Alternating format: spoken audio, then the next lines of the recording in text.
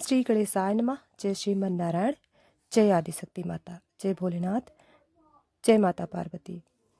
दोस्तों, आज फाल्गुन मास महात्म्य अध्याय 24 आप श्रवण करेंगे इस कथा में। प्रिय भक्तों, आप हमारे साथ नियम पूर्वक फाल्गुन मास महात्म्य कथाएं श्रवण कर रहे हैं। अब तक हम फाल्गुन मास महात्म्य के कथा अध्याय 23 तक श्रवण कर चुके हैं। उससे आगे की कथा यानी कि अध्याय 24 आज श्रवण करेंगे। एक बार भगवान शिव पार्वती के साथ कैलाश के शिखर पर विहार कर रहे थे। उस समय पार्वती का सौंदर्य खिल रहा था। उस सौंदर्य को देखकर भगवान शिव मन ही मन सोचने लगे कि नारी का जन्म अत्यंत शोभा है। फिर उन्होंने प्रेम से विभोर होकर माता पार्वती का मुखमंडल स्पर्श करते हुए कहा, प्रिय, तुम्हारी कृपा से मेरी सारी मनोकामनाएं पूर्ण हो चुकी हैं। कुछ भी विशेष नहीं रहा। फिर भी मेरी एक इच्छा है, तुम उसे पूर्ण कर दो। तब माता पार्वती ने कहा, शंभु, आपकी कौन सी इच्छा है, बताइए, मैं अवश्य पूर्ण करूंगी। तब भगवान शिव ने अपनी इच्छा बताते हुए कहा, देवी, मेरी इच्छा है कि तुम मृत्यु लोक में पुरुष रूप में अवतरित हो। मैं भी स्त्री रूप में अवतरित होऊंगा। इस समय जिस प्रकार मैं तुम्हारा पति हूँ तथा तुम मेरी प्राण प्रिय पत्नी हो, उसी प्रकार का दाम्पत्य प्रेम उस समय भी हो। यही मेरी इच्छा है, तुम इसे पूर्ण करो। भगवान शिव की बात सुनकर भगवती पार्वती मुस्कुरा उठी। उन्होंने भगवान शिव को आश्वासन देते हुए कहा, प्रभु, आपकी इच्छा को पूर्ण करने के लिए मैं अवश्य मृतलोक में पुरुष रूप में अवतरित होंगी। आपकी प्रसन्नता के लिए मैं पृथ्वी पर वसुदेव के घर पुरुष रूप में श्री कृष्ण होकर जन्म लूंगी। लेकिन महादेव, आपको भी मेरी प्रसन्नता का ध्यान रखना होगा। भगवान शिव उत्साह पूर्वक बोले, देवी, मैं तुम्हारी प्रसन्नता के लिए क्या करूं? तब माता पार्वती ने भी अपनी इच्छा बताई कि आपको भी स्त्री रूप में अवतरित होना पड़ेगा। भगवान शिव अत्यंत प्रसन्न होकर बोले, शिवे, तुम्हारे पुरुष रूप से श्री कृष्ण के रूप में अवतरित होने पर मैं स्वयं तुम्हारे प्राण सदृश वृषभानु की पुत्री राधा के रूप में प्रकट होकर तुम्हारे साथ विहार करूंगा। इसके साथ साथ मेरी 8 मूर्तियां भी रुक्मणी, सत्यभामा, जामवंती आदि होंगी।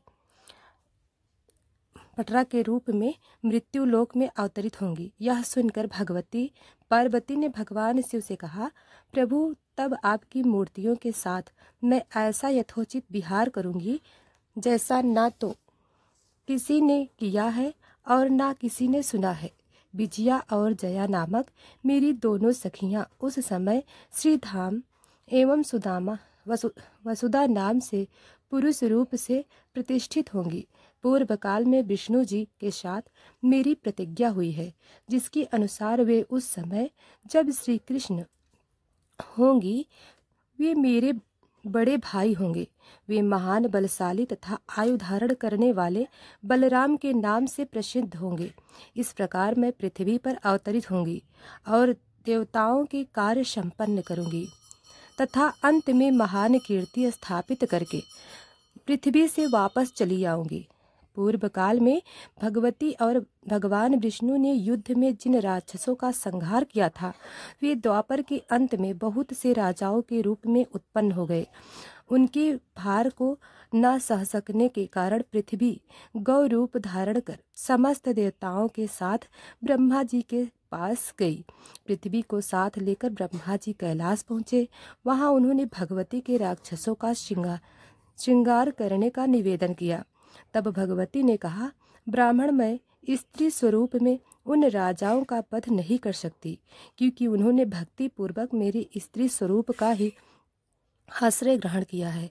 लेकिन हाँ, मेरी जो भद्रकाली मूर्ति है, वह वसुदेव के घर में पुरुष रूप में जन्म लेगी।